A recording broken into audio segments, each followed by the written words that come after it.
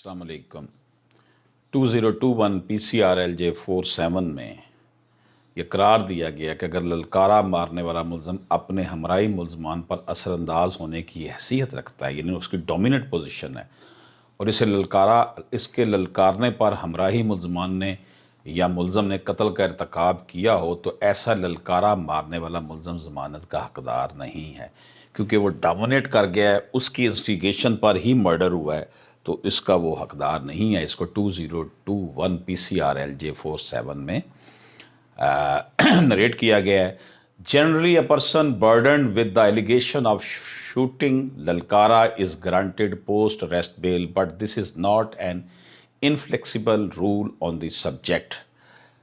आम तौर पर जिसके ऊपर ये एलिगेशन होता है कि उसने ललकारा मारा था, उसको पोस्ट अरेस्ट बेल दे दी जाती है,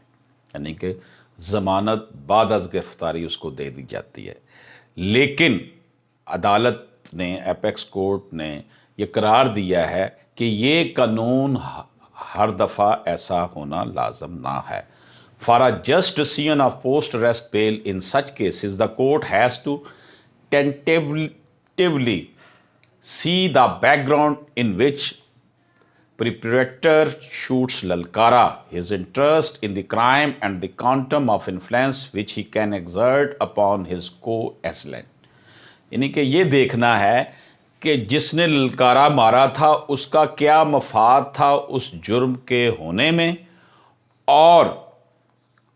वो कितना असरअंदाज हुआ था उस जुर्म के होने में, और उसकी बैकग्राउंड क्या थी उसकी ललकारा मारने की। इससे को कोर्ट ने बड़ा जो है ना उसकी क्लोजली ऑब्ज़र्व करना है कि ऐसा इसने क्यों किया, और for the interest of justice इसको देखना है कि इसका इस जुर्म के सरजद होने में क्या फ़ायदा था और कितना इसका जो था उसमें कोई फ़ायदा निकलता था, और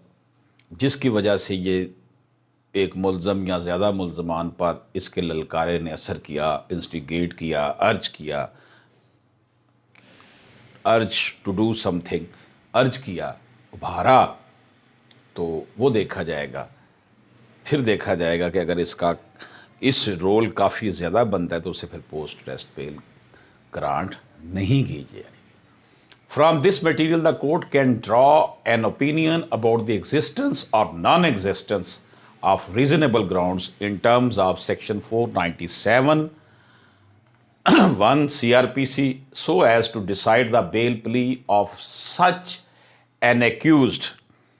if it arises from the record that the accused shooting Lalkara had some deep-rooted interest in the crime and was in a position to influence his co-accused so as to control his aggression, the concession of post-arrest bail can be withheld from him। तो इसमें वाज़े तौर पर बता दिया गया कि ये अगर साबित हो जाए कि को-अक्यूज़ पर इसका इन्फ्लुएंस था ललकारा मारने वाले का, और इसने उसका जो अग्रेशन था उसको कंट्रोल किया हुआ था, और वो जज्बाती तौर पर इसके कंट्रोल में थे, फिर इसकी ज़मानत नहीं दी जाएगी।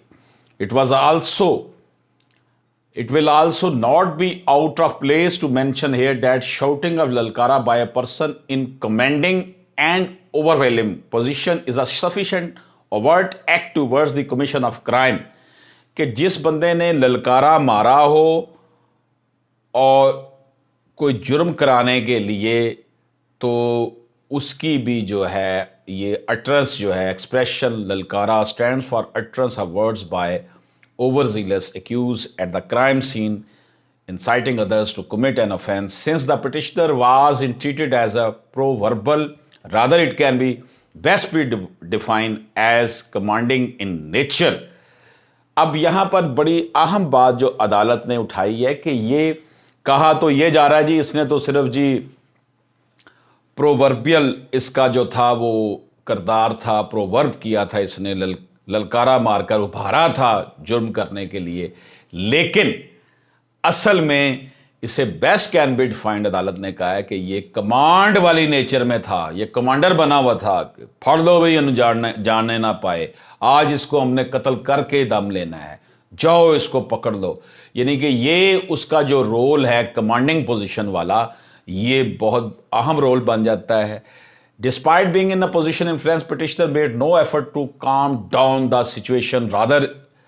اچھا اب اس میں یہی بات آ گئی، بڑی اچھی بات یہ لکھی کہ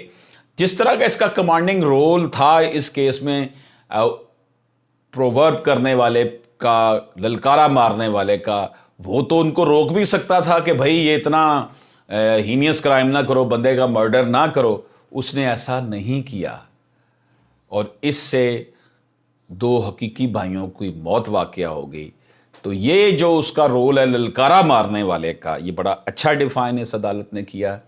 کہ للکارا مارنے والا اگر کمانڈنگ پوزیشن میں ہے، ڈومیننٹ پوزیشن میں ہے، تو اس کی بیل آفٹر ریسٹ خارج کر دی جاتی ہے. اجازت دیجیے، اللہ حافظ.